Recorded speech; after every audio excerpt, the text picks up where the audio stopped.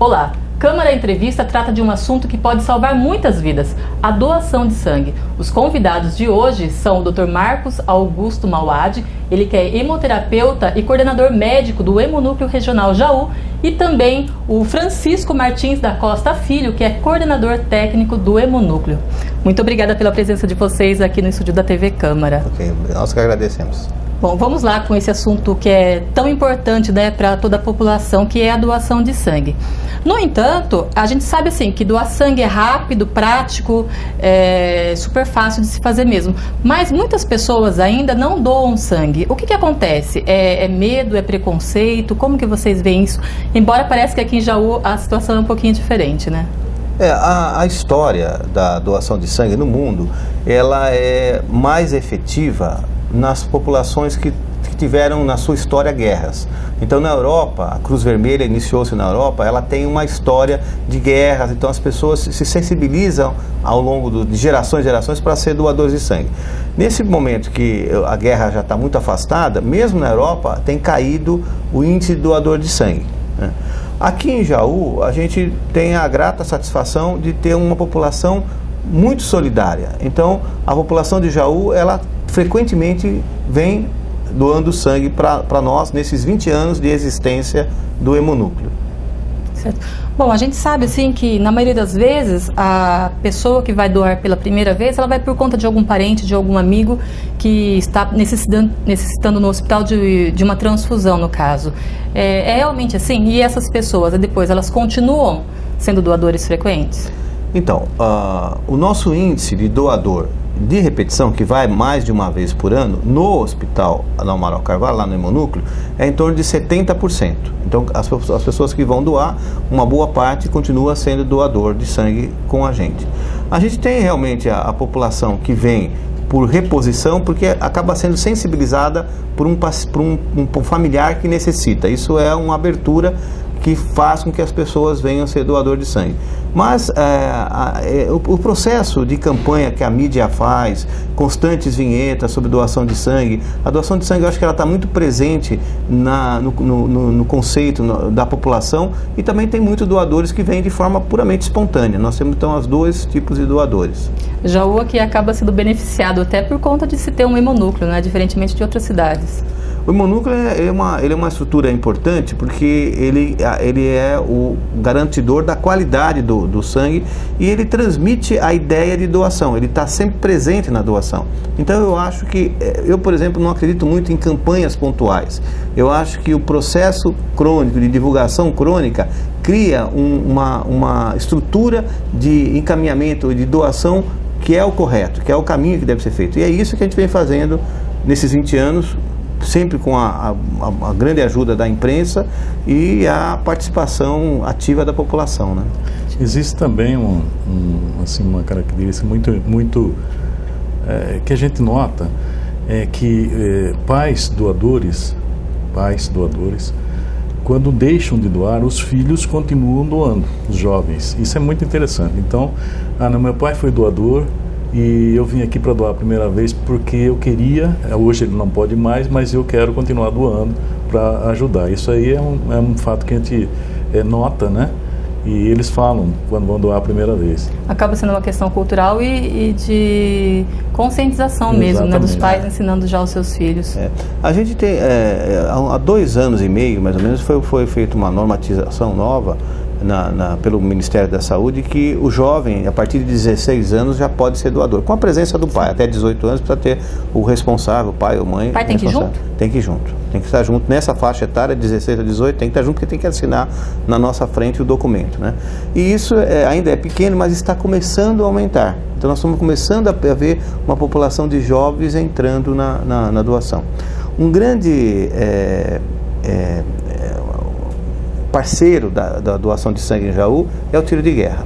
Certo. O tiro de guerra é o lugar que coloca uma juventude em contato com o ser doador. Então isso até eu faço algum agradecimento de público, porque eles ajudam muito a gente. Então ali é aquela moçada de 18 anos que vão ser doador de sangue, eles doam durante o ano que eles estão servindo, eles chegam a doar até 3 vezes ao ano, de 3 em 3 vezes, nós vamos lá e chegam a doar até 3 vezes ao ano, e dali uma porcentagem passa a ser doador. A gente tem uma oportunidade de conscientizá-lo, a gente vai lá, faz palestra e conscientizá-lo, e uma porcentagem deles viram doadores da gente, né? Certo.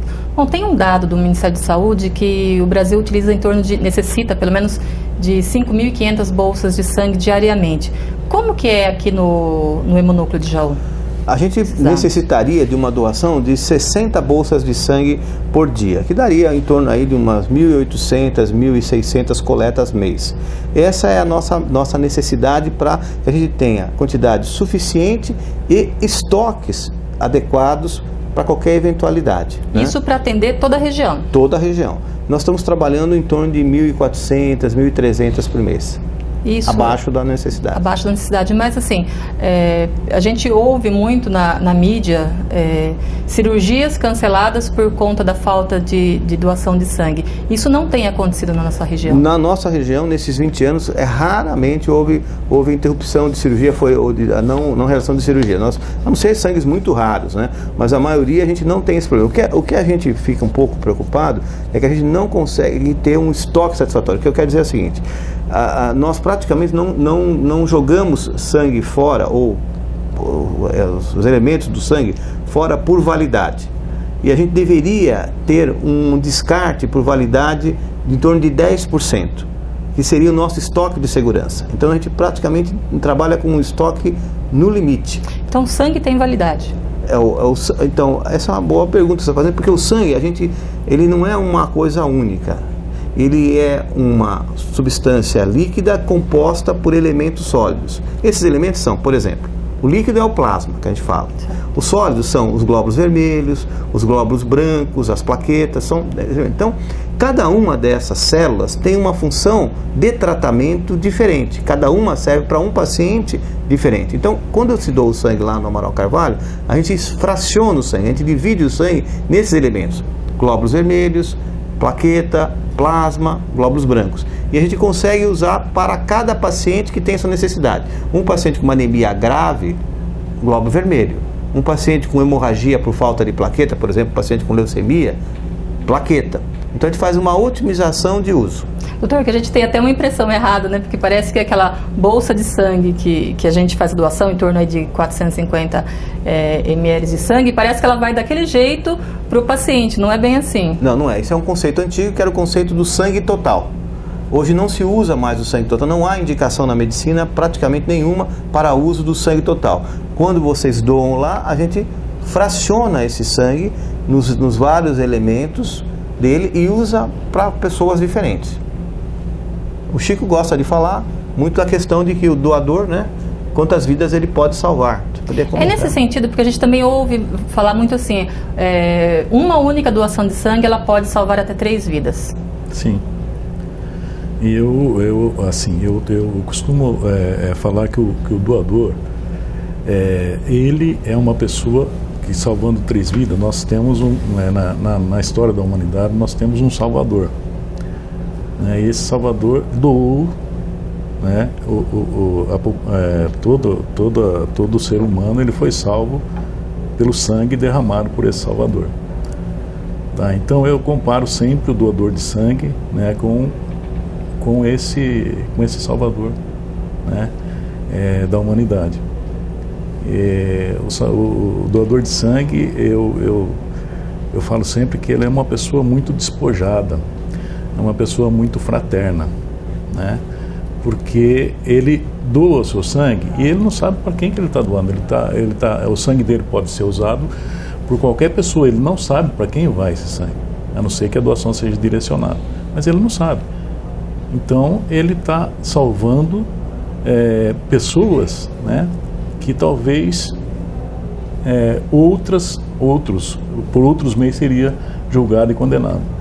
E nesse ponto, quantos heróis nós temos aqui em Jaú? Se considerarmos aqui em Jaú nós temos por volta de 8 mil heróis. Mas cadastrados nós já somos mais de 20 mil. Mais de 20 mil cadastros. Esses são 8 mil que doam. São da população de Jaú. A população de Jaú são É esse número que o Dr. Marcos falou. Agora, é importante notar, uma coisa interessante, até os vereadores, não sei se estão assistindo, o vereador Sete, que anos atrás, ele fez uma moção, né? E nós pegamos doadores de sangue que tinham completado a sua vida de doação, porque até 70, agora vai para 70 anos, mas parar de doar não pode doar mais. E aí então a Câmara entregou uma placa para esses doadores. E essa foi uma atitude do Sete que muito louvável, porque havia doadores ali que tinham doado mais de 60 vezes na vida. Se você multiplicar 60 por 3, a gente começa, não tem a dimensão da contribuição para ajudar pessoas, porque como nós colocamos, transfusão de sangue só é usado em situação de extrema gravidade, ou seja, de fato são pessoas que estão com risco à sua vida, de perder a sua vida. Então, só usamos sangue nessa situação. Uma pessoa que doa 60 vezes, você multiplica por 3, nós estamos falando de 180 vidas. É muito poderoso uma coisa. E você sabe que esses doadores não têm nem consciência disso. Eles não pensam nisso, eles estão lá para doar. É uma coisa diferente. Isso que o Francisco fala, realmente são pessoas diferenciadas mesmo. E assim, tanto homens e mulheres têm prazos diferentes para fazer doação? A mulher, ela pode doar a cada 3 meses, né? E o homem pode doar a cada 2 meses. O homem pode doar 4 vezes ao ano e a mulher 3 vezes ao ano. Doutor, as mulheres aparentemente são mais solidárias com relação à vontade, ao desejo de fazer uma doação. No entanto, são as que menos doam. Os homens doam mais por conta de questões de saúde? Como que é isso? Não, aí é o seguinte, dos doadores que vão lá, 55% são homens e 45% são mulheres, mais ou menos meio a meio. Acontece que as mulheres, por uma questão de menstruação, de gravidez, de hábito alimentar, vaidade e tal, tem uma incidência muito grande de anemia. Quando a gente vai doar, a gente faz um exame de furar o dedo, que é para ver se você tem ou não anemia. Então, a maioria dos homens não tem anemia. Então, a maioria dos homens que vão doar, acabam sendo doador. E a maioria das mulheres que vão doar, uma boa parte delas não viram doadoras porque tem anemia. Mas não é que elas não vão, elas vão. Mas aí faz o exame e acabam não podendo ser doadora porque tem um pouco de anemia. A gente tem uma preocupação muito grande com os doadores. Então, se você tem um limite entre o que é não anemia e o que é anemia, muito tênue, a gente prefere não doar para não exacerbar esse limite de anemia nas mulheres. Mulher, quando está menstruada, não pode doar? Pode, não tem nenhum problema. A menstruação não é uma contraindicação de doação de sangue. E se ela estiver grávida? Se estiver grávida, não pode doar. Nem grávida, nem amamentando. Nem amamentando. Porque na gravidez, porque não pode ter, na doação de sangue, às vezes você pode ter uma queda de pressão, e isso seria prejudicial, então, para o nenê. Então não pode. E enquanto está amamentando também, ela está sendo muito espoliada. O leite é um alimento riquíssimo, mas é uma espoliação, quer dizer, ela está produzindo aquilo, vai tirar sangue ainda? Não, ela tem que ter toda a energia para produzir o leite para o nenê. Certo. E aí, após o parto, quanto tempo ela tem que aguardar para voltar a fazer uma doação? Depende, um parto normal, 6 meses. Se for cesárea, aí 1 ano. Certo. A intervenção cirúrgica, 1 ano. E há algum risco, algum perigo de o doador contrair algum tipo de doença durante a doação? Não, a doação de sangue é 100% segura. Todo o material é descartável e todo o material é em circuito fechado. São bolsas totalmente descartáveis e circuito fechado. A equipe nossa de coleta é uma equipe extremamente treinada, capacitada, então não há risco na doação de sangue. E quem recebe o sangue? A transfusão de sangue, ela não é 100% segura. Nós fazemos todos os exames, todas as práticas, as boas práticas de coleta são estabelecidas dentro do Hemonúcleo, com treinamento de funcionário, com equipamentos adequados, com insumos, bolsas de sangue de primeira qualidade, todo o material descartável. Fazemos todos os exames que é preconizado pelo Ministério da Saúde, de alta qualidade, mas a gente sabe que existem doenças emergentes, que ainda não se faz exame, até porque não se sabe que exame fazer. Então, a transfusão de sangue, ela não é 100% segura. A doação, sim. A transfusão, não. Por isso que a transfusão só pode ser usada em extrema necessidade. O senhor estava, inclusive, antes de iniciarmos a entrevista, falando da questão da dengue, né?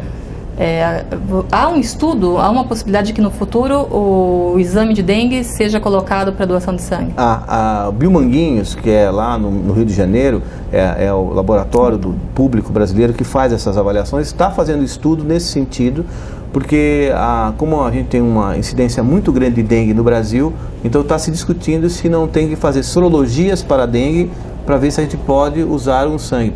Nós aqui vivemos uma epidemia de dengue muito grave esse ano que passou, né? Então é muito importante a gente ter essa consciência. Isso ainda não é feito, ainda não existe isso. E nós aqui em Jaú já estamos fazendo um trabalho de análise, fazendo o exame de dengue, mas é uma análise epidemiológica para entender o que acontece. Ainda não é uma normatização do Ministério para fazer o exame e bloquear a doação. O que será... Se isso vier a acontecer, e eu acho que vai acontecer, se fazer esse exame, será muito grave para a nossa região. Porque, imagina, o que nós passamos com o dengue, nós não íamos ter doador de sangue. Certo. Então é uma coisa que nós vamos ter que analisar. Que tipos de exames são feitos hoje? Hoje é feito o exame de anemia, que é o primeiro de furadeiro, o exame de hepatite B, de bola, o exame de hepatite C, o exame de HIV, o exame de sífilis, o exame de Chagas e um exame de um vírus específico que chama HTLV1, que é um exame mais específico. São esses exames que são feitos. E também um exame de falcização, que é uma anemia hereditária de afrodescendentes. E os doadores, eles têm acesso a todos esses exames depois? Eles têm acesso na carteirinha, o resultado é assim, se der tudo normal, eles recebem a carteirinha sem nenhum problema. Se tiver qualquer alteração, a gente manda uma carta e convoca-os para que a gente possa repetir esses exames. E confirmado que há realmente algum problema? Eles são então orientados, para confirmar, a gente repete, faz os exames, confirma. Confirmando, então eles são orientados para laboratórios específicos de tratamento. Um laboratório do SUS para tratar hepatite ou HIV, posto de saúde para tratar chagas ou sífilis. Então a gente faz um direcionamento para encaminhamento. Existem muitos doadores que pela primeira vez acabam descobrindo esses tipos de doenças? O nosso índice de positividade é em torno de 2,5%. Então a gente faz, por exemplo, comparece lá 1.500 doadores, 2,5% deem alguma coisa positiva. Certo. E quem pode ser doador? E como que funciona esse procedimento de doação? Bom, quem pode ser doador? São pessoas, né, que têm a idade entre 16 e 70 anos, né? Se tiver se for de 16 a 18, teria que estar acompanhado. Né, em toda doação, o pai tem que ir junto. Né? Acompanhado do responsável, e a partir dos 60 anos até 65, né, a pessoa pode fazer duas doações ao ano, e a partir de 65, se ele for doador, já doador já ter sido, não ser doador de primeira doação, ele pode doar uma vez. Depois dessa idade, depois dos 65 anos, o que acontece? O sangue envelhece também? Não, quem envelhece, o sangue não envelhece. O sangue da gente, ele é todo dia produzido, é renovável. A gente nasce e vai produzindo sangue durante a vida toda, e o nosso sangue está sempre renovável. O que envelhece é a medula óssea. A medula óssea, que é o que a gente chama de tutano, de mocotó, aquela geleia que tem no meio do osso, ali é a fábrica do sangue. Essa fábrica do sangue, ao envelhecimento, com a idade passando, ela vai diminuindo a sua capacidade de produção e vai vai ficando mais com gordura do que célula adequada, né? E então você tem uma capacidade de renovação do sangue menor. Então, por isso, a faixa etária era 65, teve agora um aumento para 70 anos. Né? Mesmo assim, a gente tem que tomar alguns cuidados, porque é uma população que merece um olhar diferente, né? De 65 a 70 anos. Aí o que acontece? Essa pessoa vai até o hemonúcleo. Aqui em Jaú, a doação único local é no hemonúcleo. A doação ela é centralizada no hemonúcleo, para que a gente possa fazer o fracionamento do sangue, a otimização do uso, preparar, dividir o sangue adequadamente para repor para Santa Casa, para qualquer setor hospitalar da região que tenha necessidade daquele hemocomponente, para não deixar desperdiçar e otimizar o uso para todo mundo. Certo. E também, eu sou doadora, quero ser doadora. Eu tenho que fazer o quê? Eu vou até o hemonúcleo e o que acontece lá? Você chegando no hemonúcleo, você tem que levar um documento oficial, que tenha fotografia, carteira de motorista, identidade, mas tem que ter fotografia. Aí você vai fazer o cadastro. O cadastro é para saber que você é você, onde você está, informações adequadas. Depois do cadastro, você vai fazer um exame que é a avaliação do seu grau de anemia, que é aquele que fura o dedo, que a gente chama de triagem hematológica. Feito esse exame, você vai fazer uma avaliação clínica, onde você vai responder um questionário, você vai tirar pressão, pulso, ver o peso e fazer uma resposta de um questionário, que é para avaliar as condições de saúde sua e as condições de risco de transmissão de doença. Passado por isso, você vai para fazer a doação. Aí você vai sentar, vai fazer o processo de doação, que tem toda a visualização de veia adequada, punção e tal. Depois da doação, você vai para um outro local que é para você fazer um repouso e tomar um lanche. E depois você vai embora. Esse processo tem que ser rigorosamente feito. A doação de sangue, o ato de sentar na cadeira e puncionar a veia, não pode passar de 15 minutos. Mas existem processos de registro, cadastro, como eu disse, avaliação da anemia, avaliação clínica antes de você chegar e o lanche que você tem que tomar depois. E também existe um fenômeno, no começo você colocou a doação é rápida. Ela é rápida, mas o grande problema é assim, se chegar uma pessoa, ela vai gastar ali nesse processo todo em torno de uns 25 minutos. Mas se chegarem 30 pessoas, e nós temos 5 locais de assento para doar sangue ao mesmo tempo, os 5 primeiros vão ser mais rápidos, os outros 5 tem que esperar aqueles 5 chegar. Então, os doadores, eles têm uma característica, até por causa de viagem e tal, eles não chegam 5 doadores a cada 20 minutos. Muitas vezes chegam 30 doadores de uma vez. Então, é lógico que o 25º, ele vai ter que ter uma espera maior do que mas o processo é esse. Só acrescentando aí, é importante que o documento, né, que foi utilizado para fazer a doação tem que ter fotografia, tá? E tem que ser foto recente. É foto recente. Aí que fica complicado. Agora, na doação de sangue, você perguntou se é só no Amaral que a gente faz. Não, no Amaral realmente é o lugar que a gente faz, que é o nosso posto fixo. Mas nós utilizamos coletas externas. Metade das coletas de sangue que a gente utiliza na nossa região, elas vêm de coleta externa. Ontem mesmo nós tivemos em Mineiros do Tietê.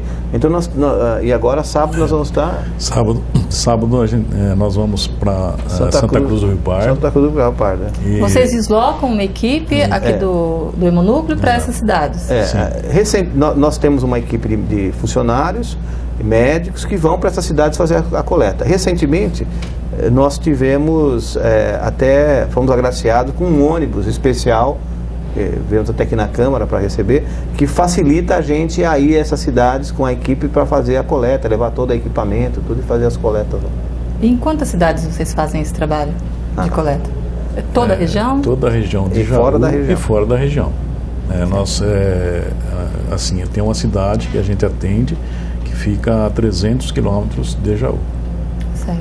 Mas Barra Bonita, Torrinha, Mineiros, Brotas, Tirapina, Pederneiras, a gente vai em todas essas cidades, e mais de uma vez. Em coletas externas, há 2 anos a Câmara Municipal passou a ter uma data específica, né? Isso. Onde anualmente vocês vêm até a Câmara para doação tanto dos funcionários como de outras pessoas da comunidade. Isso também é muito legal, é uma coisa muito boa. Isso é de Jaú, viu? Isso é uma coisa da cidade de Jaú. Só aqui em Jaú que você faz assim? Isso que eu conheço, só que criou o Dia Municipal do Doador de Sangue, eu conheço só em Jaú. Muito bem.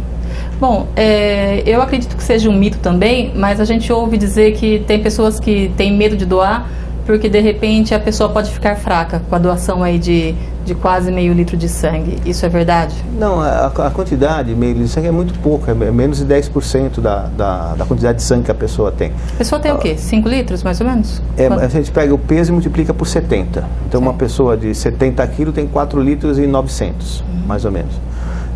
Então, o que a gente recomenda é lógico, você doa o sangue, 1, 2, 3 horas, ali você fica um pouco mais letárgico. Então, o que a gente pede é assim, quem vai doar sangue e trabalha em situações de risco não deve trabalhar naquele dia. O que eu chamo de situação de risco?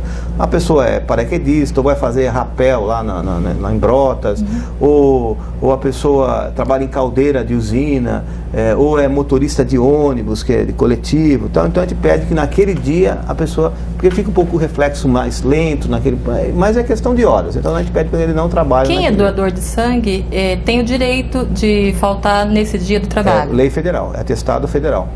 Mas isso não funciona, ou funciona em casos de empresas privadas? Funciona, é lei federal. Nós damos o atestado e isso é uma norma federal. O que a gente pede até, foi bom você fazer essa pergunta, para que os empresários tenham consciência disso, porque se uma pessoa da família de qualquer um precisar de sangue, isso é uma emergência médica. E esse sangue tem que estar pronto na geladeira, em quantidade e em qualidade, para suprir. Depois a gente pede a reposição. Porque se não, precisa, agora eu mando todos os meus funcionários lá doar para ele. Não dá tempo, porque tem que estar pronto. Ele pode mandar, mas esse sangue vai mandar, vai ficar pronto para daqui a 2 a 3 dias. Para aquele momento tem que estar pronto. Por isso que a gente sempre fala que a doação de sangue, além de ser um ato de solidariedade, ela é um ato de segurança social. É uma maneira que a gente tem de manter estoques em quantidade e em qualidade necessário para qualquer um que precise e que a gente não sabe quem vai precisar. Pode ser qualquer um da nossa família, né?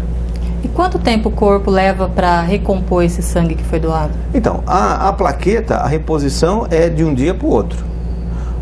O glóbulo vermelho, a reposição em 1 semana, mas se dá um prazo de 2 meses para os homens e se dá um prazo de 3 meses para a mulher. O que é importante dizer é que a gente tem um estoque natural no nosso corpo. Por exemplo, para fazer uma cirurgia cardíaca, você tem que ter uma quantidade, chama hematócrito, o número que a gente fala, acima de 30%. Certo. Nós normalmente temos 40%, 45%, 46%. Então, a hora que eu tiro o sangue, você tem 46%, você cai para 43%. Então, você tem uma reserva. Por isso que não faz diferença. Uma reserva muito satisfatória. E por isso que o exame de sangue, de furar o dedo, é um marcador para a gente. E se você estiver abaixo de 40, a gente não faz a doação de sangue. Certo. Doutor, existia-se um mito, se falava muito que tinha que doar sangue em jejum. Agora a recomendação é ao contrário, né? O que acontece? Esse mito ele é uma confusão com a coleta de sangue para fazer exames. Então, quando você vai no laboratório para colher glicemia, colher exames, é sempre dito, vá fazer o exame em jejum. Mas para a doação de sangue é diferente, é outro conceito. Então, acho que essa é a confusão. A doação de sangue você deve ter estar alimentado. Não pode ser uma grande alimentação. Não pode ser pós-almoço, nem pós-janta. Não pode sair de um churrasco e fazer doação. Não, porque a quantidade de gordura que você vai ter no seu sangue é tão grande que impede que a gente faça os exames e a gente vai ter que desprezar esse sangue. O senhor estava comentando também, antes de começarmos a entrevista, que é por conta disso que as coletas do hemonúcleo acontecem pela manhã. Isso. Na nossa história, a gente fazia coleta de manhã e à tarde. E a gente observou que as coletas da tarde, primeiro, o volume era muito pequeno de doadores. 2, 3 que vinham à tarde. E segundo, que a gente tinha um índice de descarte muito grande, porque muitos vinham de pós-almoço. Então, a gente entendeu que fazer a coleta no período da manhã, das 7h30 a 1h30, de segunda a sexta, e das 7h30 ao meio-dia, no sábado, a gente consegue coletar uma quantidade satisfatória, de utilização adequada, e a gente usa a parte da tarde para acelerar o processo de liberação do sangue. Fazer os exames de AIDS, de hepatite, separar o sangue. Com isso, o intervalo de 1 dia da doação para 3 dias para liberar para uso, a gente conseguiu reduzir para 2 dias. Sim. Então a gente conseguiu agilizar mais o estoque e ter mais sangue disponível para a população. É importante também ressaltar o seguinte: se a pessoa tem o hábito de se alimentar com uma alimentação pesada antes das 10 horas, por exemplo, então após 2 horas, 2 horas e 15, ele já pode fazer a doação, que daí não vai atrapalhar nos exames. Existe outro mito, verdade também, que doar sangue engrossa ou afina o sangue ou nenhuma das coisas. E também tem uma outra, já emendando, que quem doa uma vez tem que se tornar doador por conta justamente disso, de engrossar ou afinar o sangue. Esses são conceitos errados que foram transmitidos para a população no passado, quando se objetivava a fidelização do doador. Então se falavam essas coisas quase como uma obrigação. Então o doador, uma vez doar, ele vai ter que doar sempre. A verdade é que isso não existe. Não engrossa o sangue. Quem doa uma vez pode doar uma vez só na vida, não doar nunca mais. Não tem nenhuma obrigação nesse sentido, né? A gente tem uma política nesses 20 anos da doação da consciência. Então a gente não usa esses artifícios para que o doador se mantenha doador, né? Não há nenhum... A pessoa doou uma vez, ele pode não doar nunca mais se ele não quiser. Não faz, a doação de sangue só faz bem para o organismo, porque ela tira o ferro do corpo, mas ela não é uma condição obrigatória para quem doou, tem que doar sempre. Mas o importante é que faz bem para o organismo e faz bem para a pessoa também, né? Porque ele está ajudando várias outras pessoas, salvando vidas, né? Agora eu fiquei curiosa, se a pessoa tem muito ferro no sangue, a recomendação é doar sangue? Não é isso. Quando você tem muito ferro no sangue, por exemplo, se é uma pessoa que tem muito sangue, está 45, 48 de hematócrito, come muita carne, o ferro, quando ele está dentro da célula, ele está bem, mas quando ele sai da célula, ele é tóxico para o organismo. Então a pessoa, já é descrito pessoas que têm, por exemplo, um infarto e tem uma quantidade muito grande de ferro. No infarto, ela tem uma liberação destrói hemácia, do sangue vermelho, e libera ferro. Isso piora o quadro do infarto dele, é mais tóxico para as células. Sim. Mas tem uma doença que a pessoa tem um acúmulo de ferro muito alto, que chama hemosiderose. Certo. Essa doença, o tratamento é o que a gente chama de sangria terapêutica, que é fazer uma retirada de sangue como doação. Mas neste caso, eu não posso usar esse sangue como doação, eu tenho que descartar esse sangue, porque ele é oriundo de uma pessoa que tem uma doença, então não pode ser usado por uma terceira pessoa. Entendi. Doutor, a gente ouve dizer muito também que o sangue ele não tem nenhum substituto. Isso é verdade? A gente não pode falar geral. Como eu disse para você, o sangue ele tem várias partes. Por exemplo, a parte do sangue chamada plasma, que é a parte líquida, hoje ela tem vários substitutos em várias ações. Você não pode usar o plasma para aumentar a pressão. A pessoa tem uma hemorragia e cai a pressão, então você dá o plasma porque é o líquido para levar a pressão. Não, você tem que usar soro, esterilizado, você tem outras técnicas para usar. Tanto é que o uso do plasma é extremamente restrito. A gente usa com indicações muito pequenas na literatura médica. Agora, o glóbulo vermelho nós já não temos substituto, então nós temos que usar o glóbulo vermelho. A plaqueta, não há substituto para a plaqueta, então nós temos que usar a plaqueta. Então, há partes do sangue que hoje já temos substituto à altura, e há outras partes, como o glóbulo vermelho e a plaqueta, que nós não temos.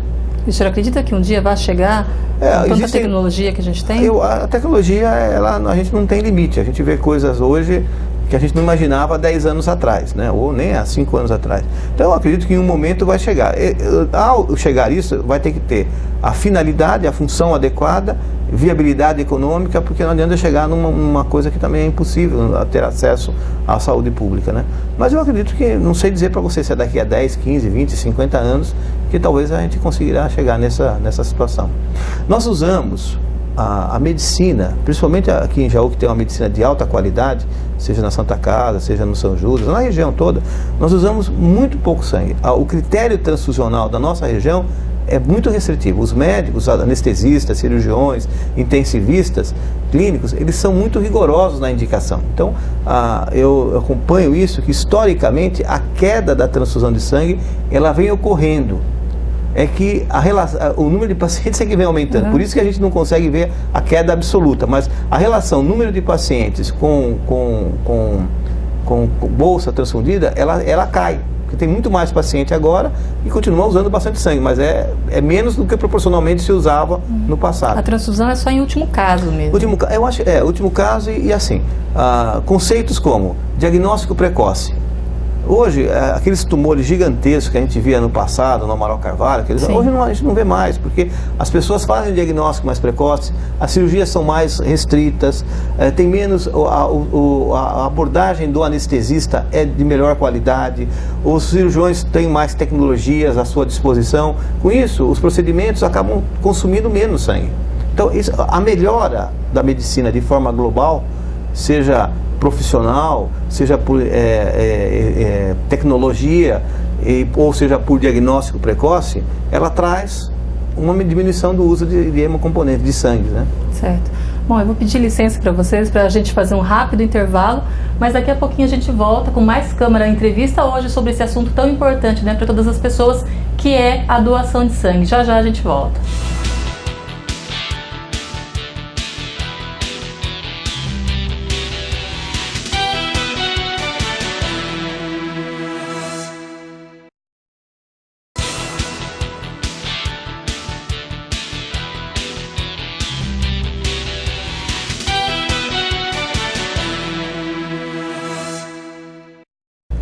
Estamos de volta com o Câmara Entrevista, hoje abordando esse assunto tão importante, né, que é a doação de sangue. Conosco no estúdio os coordenadores do Hemonúcleo Regional de Jaú, o médico, o hemoterapeuta, o Dr. Marcos Augusto Mauad e também o Francisco Martins da Costa Filho. Nós estávamos no primeiro bloco abordando também, né, a divisão do sangue, que o senhor disse que hoje o sangue vocês dividem lá em plasma, glóbulos vermelhos, plaquetas. Aí surge uma dúvida também. Tem como a pessoa ir até o hemonúcleo e doar apenas um desses componentes?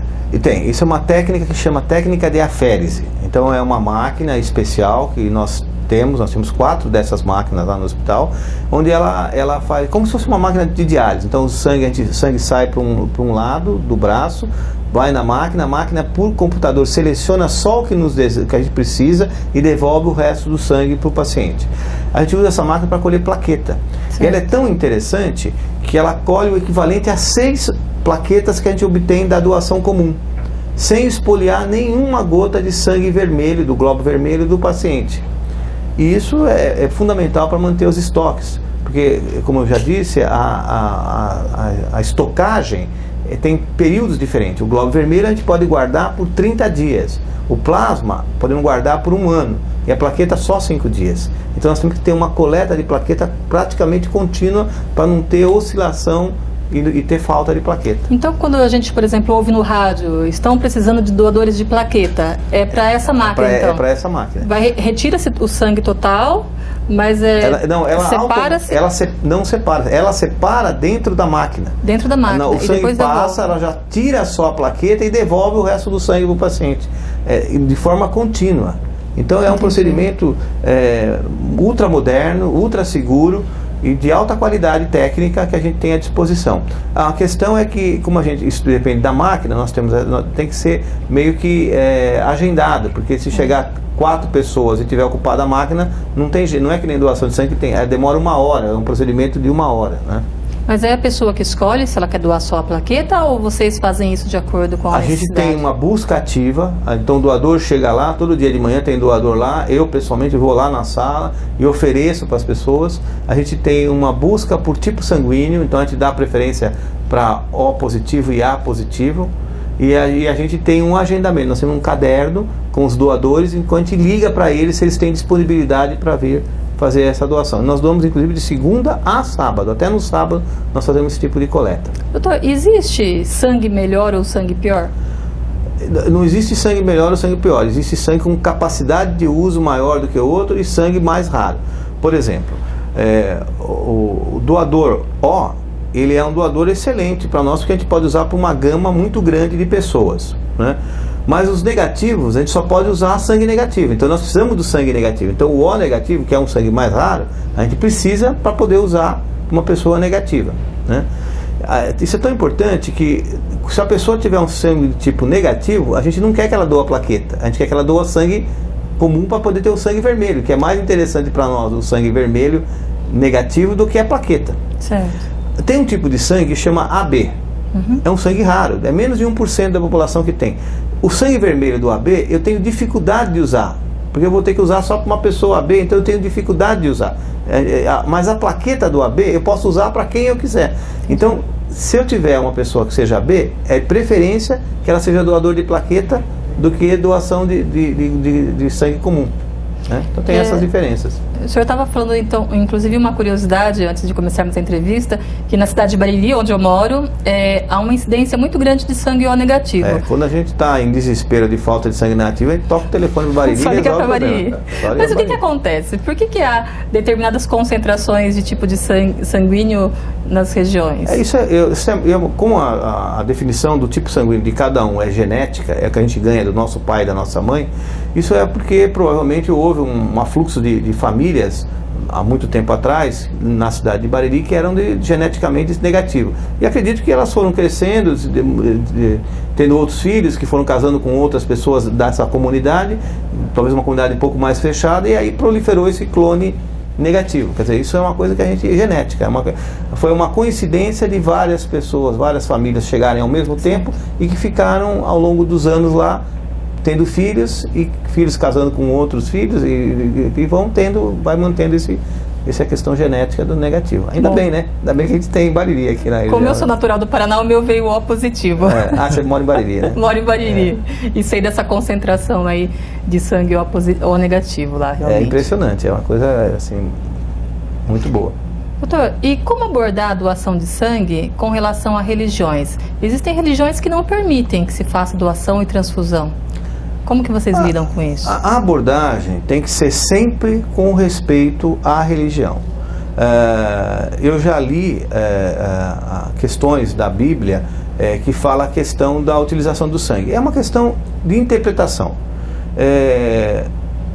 Mas existe esse conteúdo lá na leitura bíblica, existe. Então, quem é contra receber transfusão está amparado no que está escrito lá, na interpretação que está dando no que está escrito. Então, a partir disso, a gente tem que entender que a gente tem que ter respeito pela religião das pessoas. Mas essas pessoas entendem o quê? Que se está para morrer, de repente é vontade de Deus? Por isso não utilizam a transfusão? O Francisco pode até comentar, mas existem conceitos na Bíblia que você não deve usar o sangue do seu irmão, não deve comer, não deve beber o sangue do seu irmão, e alguém interpreta, não deve explorar uma pessoa.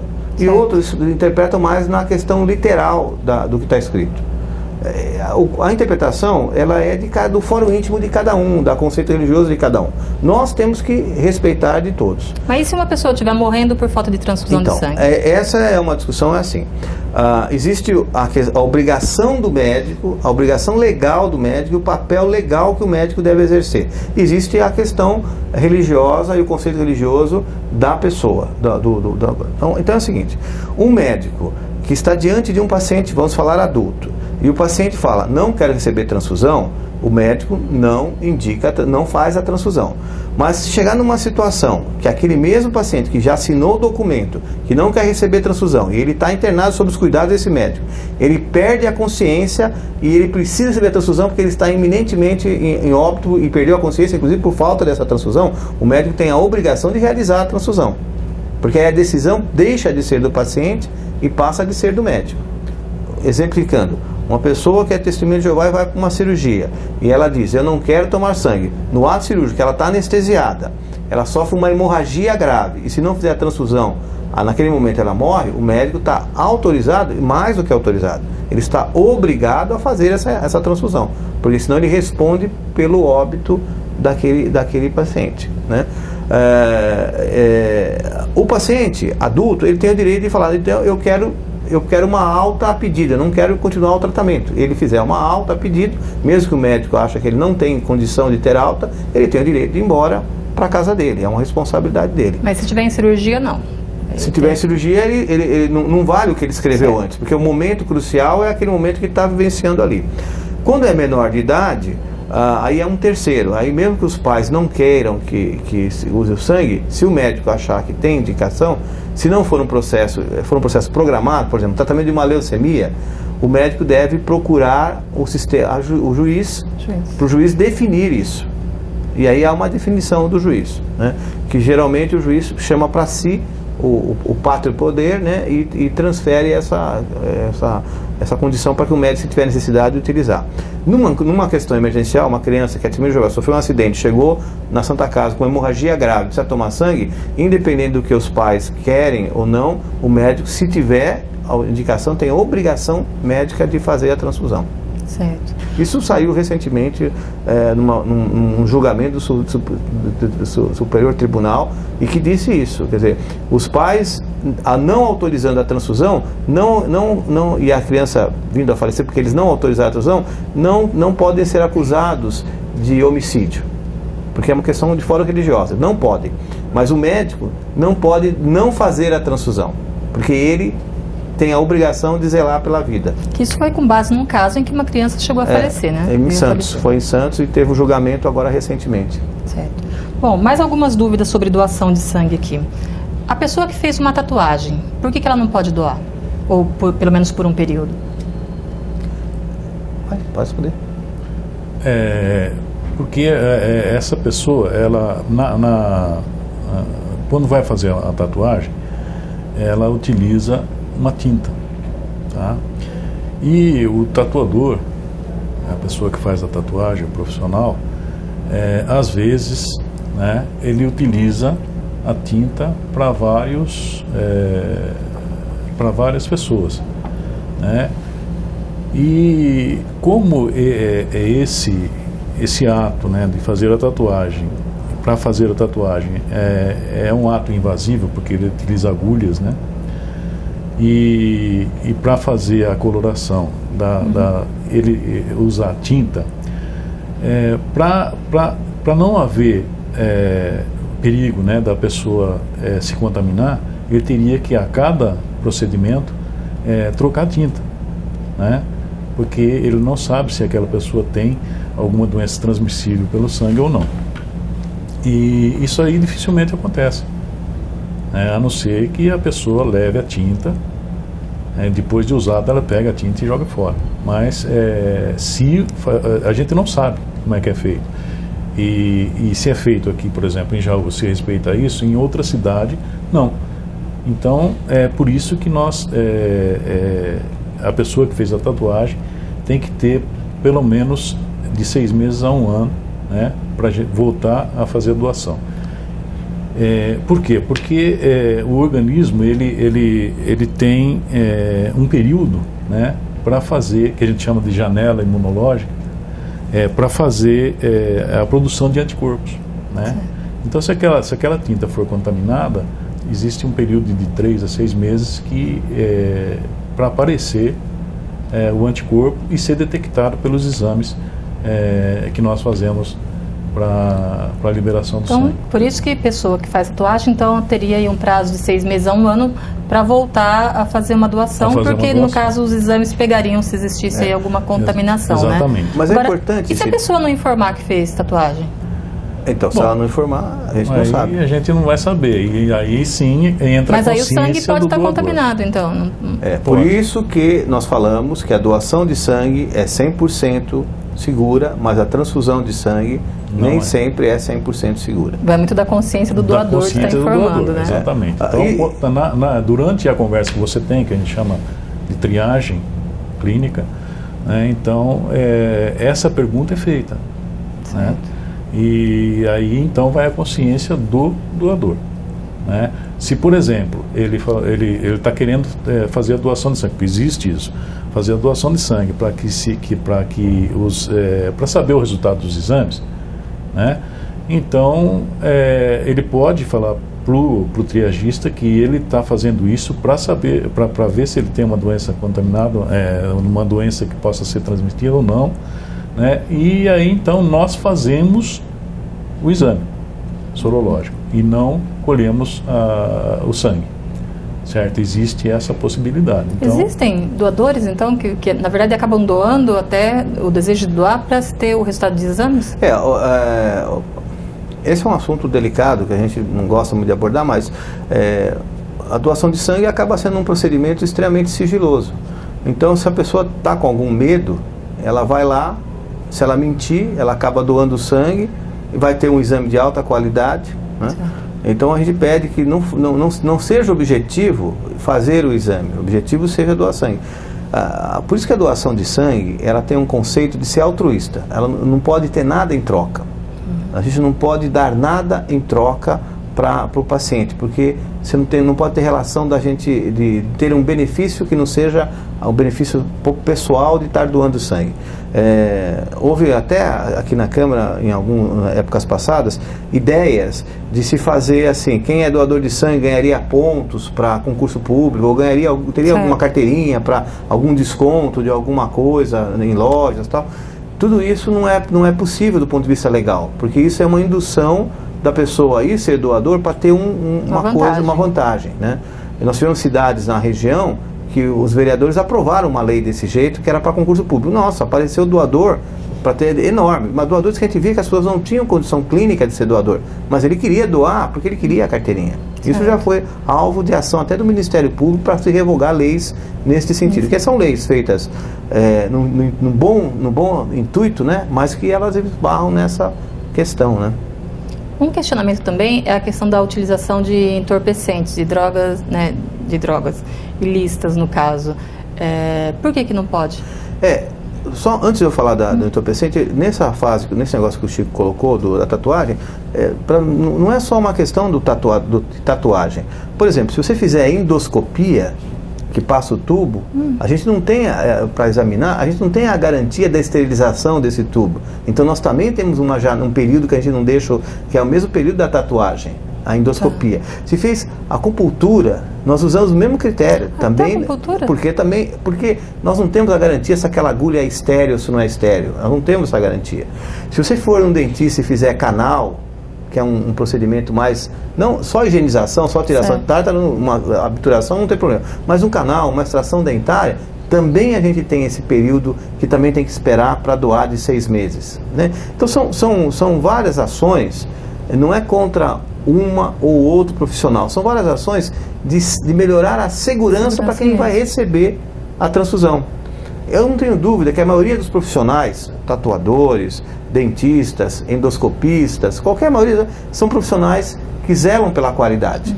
Mas a gente não tem como avaliar isso. Então a gente joga na mais, para ter mais segurança com a transfusão de quem vai receber, né? Outro procedimento também é a colonoscopia, que também... Que é endoscopia, né? Colonoscopia, endoscopia, são as endoscopias, né?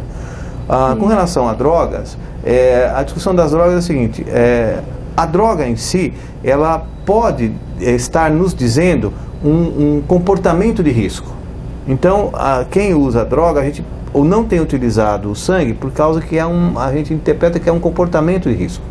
É lógico que uma hora a maconha, ou a pessoa que fumou maconha, ela não aumenta o risco dela transmitir a doença pela maconha em si, então não é ou pela cocaína em si. Pelo efeito da droga em si no organismo. Não é. É pelo comportamento de risco que pode estar associado a isso. Estatisticamente, usuários de droga têm mais complexões, transmitem mais, podem ter outras doenças associadas. Hepatite C, outras doenças associadas. Porque às vezes compartilham seringas. Muito provavelmente por compartilhar seringa. A cocaína, quando é inalatória, ela faz microfissuras no nariz, então pode ser compartilhar canudinhos, entende? Então tem várias possibilidades que a gente pede para não ser, se a pessoa é usuário, a gente não deixaria doar no intervalo de 1 ano. E se a pessoa não informar? Então, nós perguntamos, se a pessoa não informar, nós temos uma fase que é o seguinte, depois que ele preenche o questionário, ele acabou de preencher o questionário, vamos dizer que ele mentiu, e ele vai ser aprovado. Nós damos um voto, que chama voto de autoexclusão, que só tem o código do número da doação dele atrás, e ele vota. A pergunta é, o senhor quer que esse sangue do senhor, que o senhor está doando, seja usado para um paciente, sim ou não? Se ele marcar não, ele vai jogar numa urna, ele vai doar, no final do dia o computador lê o código de barra, e lá para frente aquela bolsa vai ser eliminada, mesmo que os exames derem todos negativos. Chama voto de autoexclusão. Então nós temos isso acontece? Nós temos bastante voto de autoexclusão. Não bastante não, nós temos um percentual de voto de autoexclusão. Então nós ofertamos essa, que é mais uma chance para que ele não faça.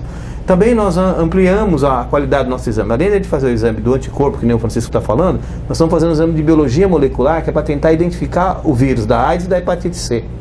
Chama NAT, é uma nova tecnologia que dá mais segurança. Mas, como eu disse, a segurança transfusional, com tudo isso que é feito, ainda não é 100%. E quem tem qualquer tipo de hepatite? Então, pode doar? É assim, a hepatite A é uma doença que não cronifica e é curável. Então a hepatite A pode ser doador.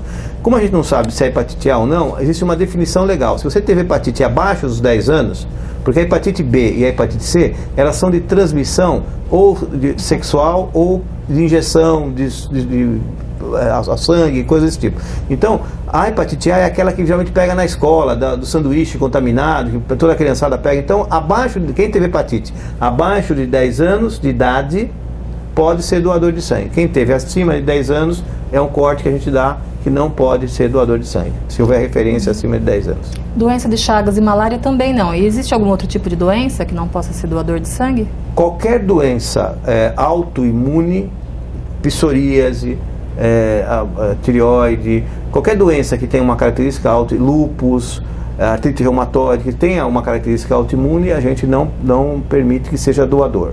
Mesmo, por exemplo, a disfunção da tireoide, eu não sou doadora por conta disso, mas a pessoa nunca vai poder doar? Não, é que para essa pessoa doar, teria que ter uma avaliação de um endocrinologista para tentar definir se essa doença foi de característica autoimune ou não. Como nós não temos isso na triagem, a linha é não utilizar o doador. Né? Então é uma coisa.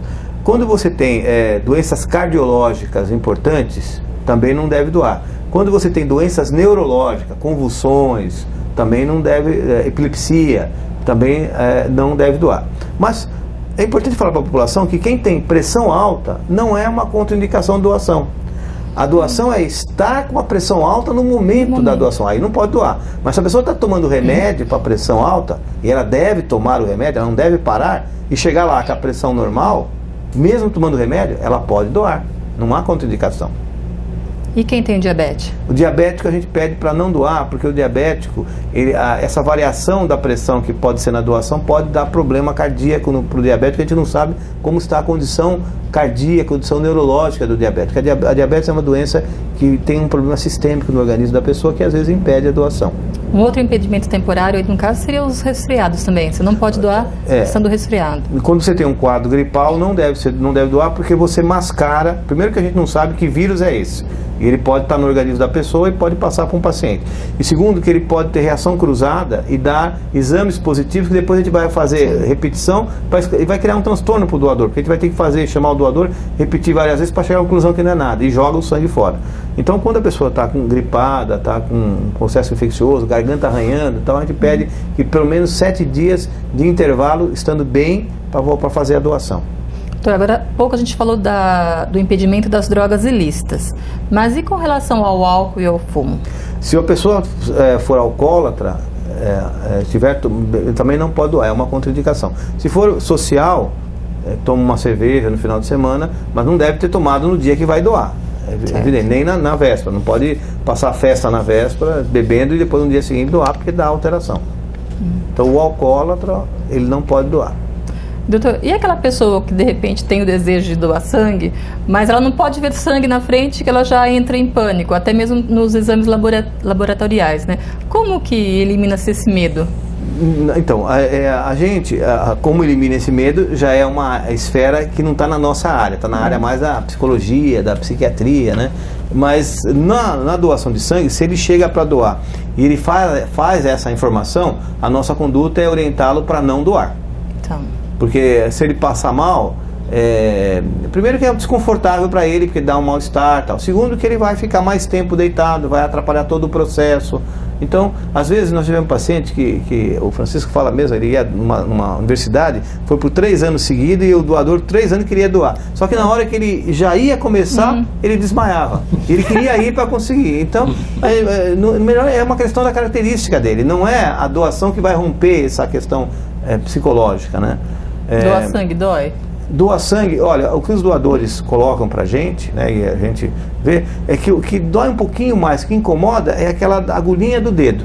Porque a da coleta, que é uma agulhinha muito... A do dedo? A do dedo não dói, eu já passei por ela. Mas essa que eles falam que é a que dói, porque na verdade ela dá aquele... É que agora, nós também, o Chico fez uma ação lá e melhorou a qualificação do nosso material. Então nós temos uma lancetinha que você aperta e dá um tirinho assim, que nem aquelas de insulina. Então é muito rápido e a pessoa às vezes nem percebe que deu aquela picadinha.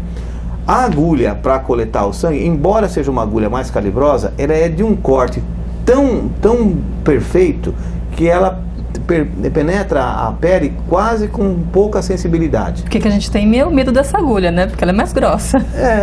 Mas assim, olha, o que eu vejo que as pessoas passam mal, que é uma quantidade menor, não é tanto medo da agulha, na hora eles viram e funciona no centro. Na hora que eles olham o sangue saindo, aí que a pessoa acaba passando mal. É mais pelo processo, né?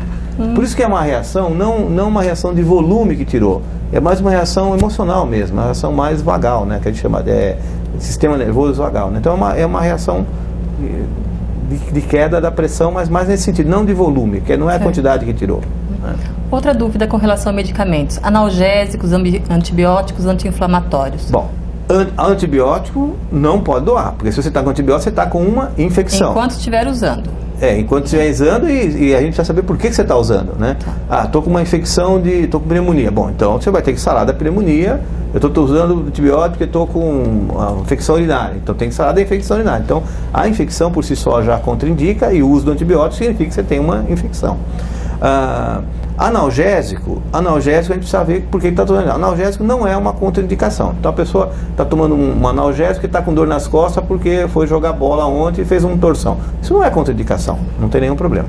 Já o anti-inflamatório não contraindica a indicação, mas ele deve ser informado para a gente porque ele impede que a gente faça a plaqueta daquela doação. Porque o anti-inflamatório impede a função da plaqueta. Então nós temos que colher de uma forma diferente para usar só o sangue vermelho e o plasma e não a plaqueta. Então é possível ainda a pessoa ir lá e só... É possível, por isso que precisa ir lá vermelho. Conversar. Antibiótico não adianta nem ir, porque é perder tempo. Mas analgésico e anti-inflamatório pode ir e vai passar na triagem, vai se discutir qual o motivo. E pode ser que pelo motivo do uso do anti-inflamatório, porque a gente às vezes usa anti-inflamatório porque está com dor de garganta. Então não pode doar, não pelo anti-inflamatório, mas pelo processo da infecção da garganta. E as pessoas têm mania de automedicação também, né? Por isso que tem que dar uma olhada no que é que está usando.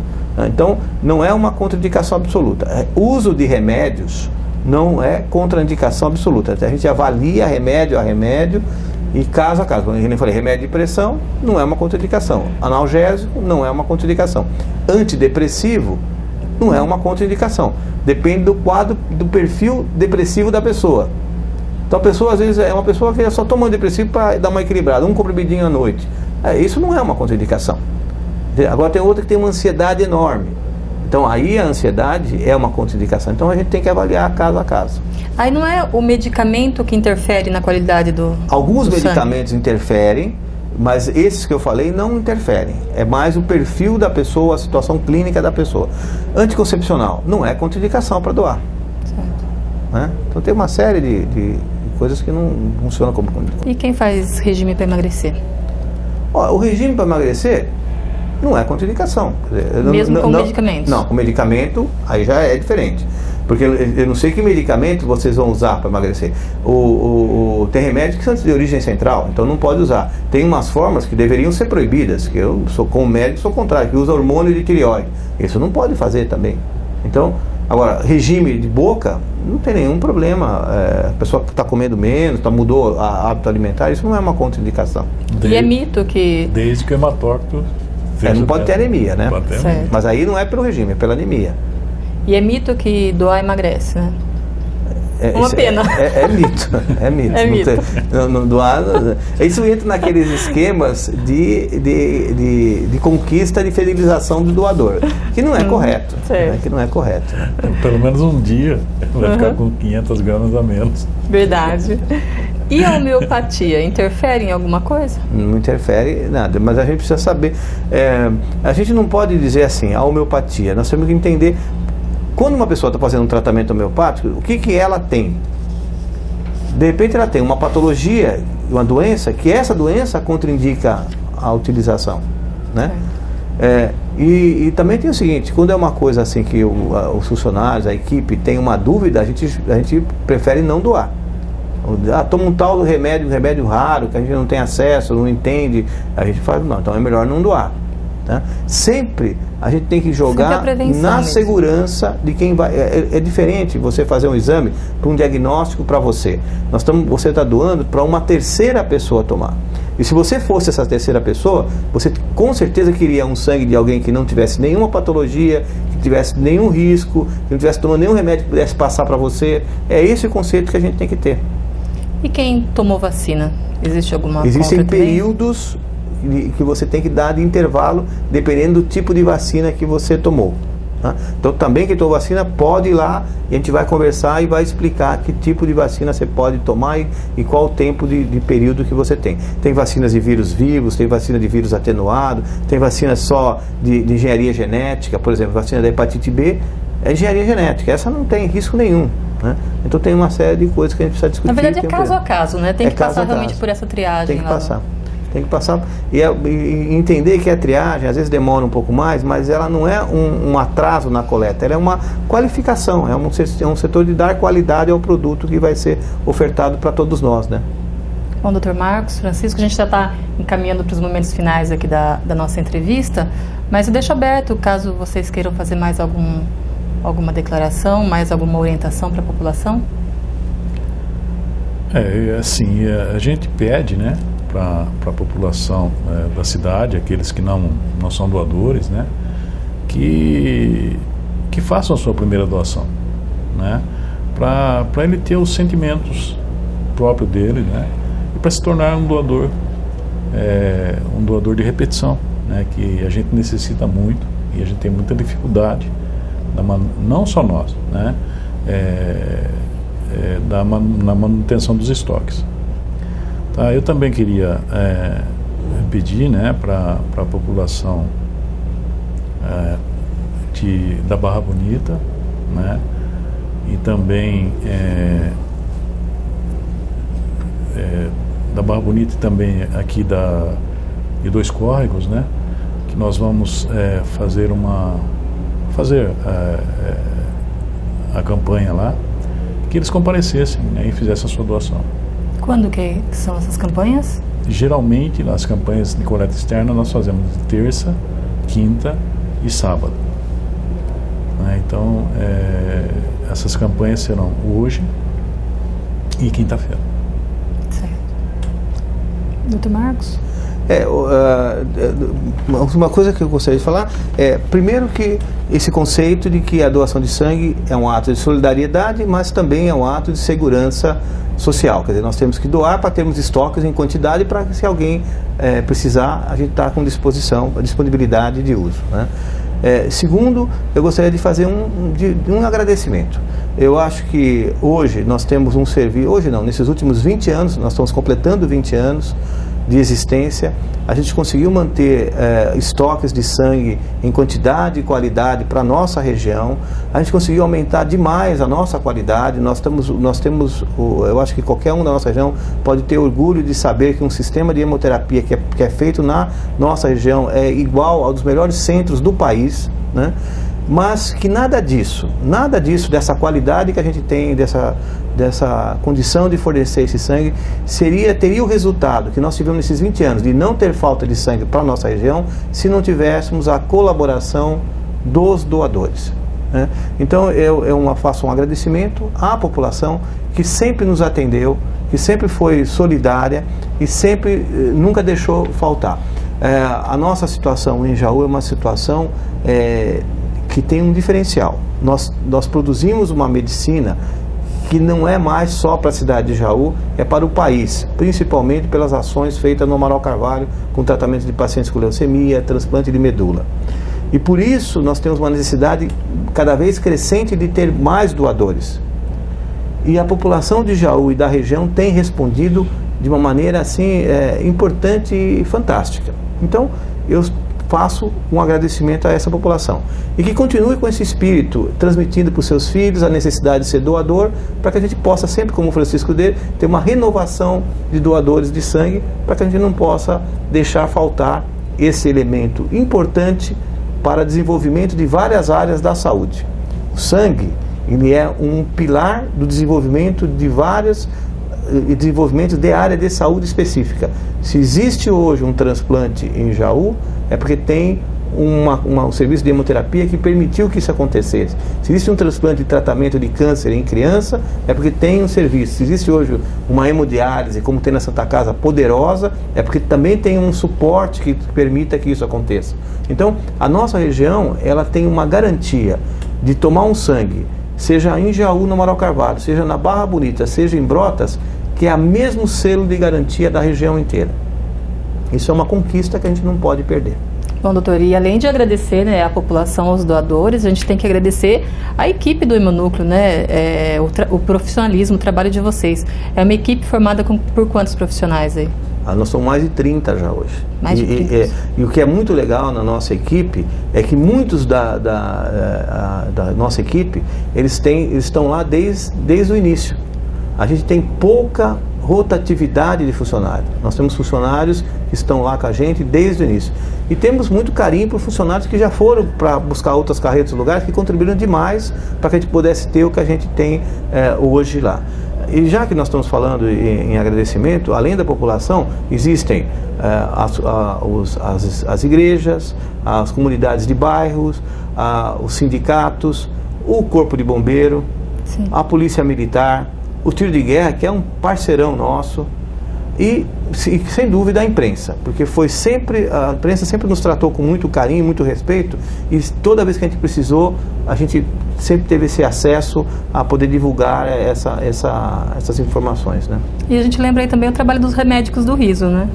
Esse é outro, eles são campeões, porque eles dão uma cor na nossa doação diferente, amenizam, criam um ambiente mais familiar, criam um ambiente mais descontraído.